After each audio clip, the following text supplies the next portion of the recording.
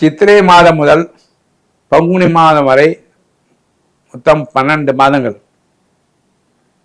இந்த 12 மாதங்களில் ஆடி மாதம் என்பது தெய்வீக மாதம் என்று சொல்லப்படும். கூழ் வாழ்த்தல், அம்பாளுக்கு வேப்பிலை மூலம் சுவாமிக்கு அடித்தல், நல்ல பால் குடம் எடுத்தல் போன்றவற்றில் மிக ஆர்வம் உள்ளவாக இருப்பார்கள்.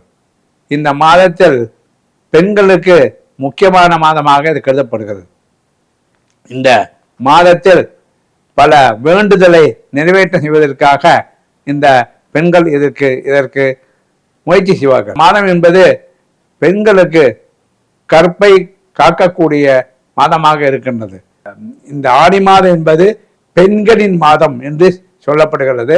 ஆகவே அதை அவர்கள் சிறப்பாக கொண்டாடி எல்லோருக்கும் நல்ல பெருமையும் நல்ல அந்தஸ்தையும் நல்ல ஒரு உலகத்தில் எல்லோருக்கும் சந்தோஷத்தையும் உண்டாக்க இந்த மாதத்தை உபயோகப்படுத்திக் கொள்வார்கள்.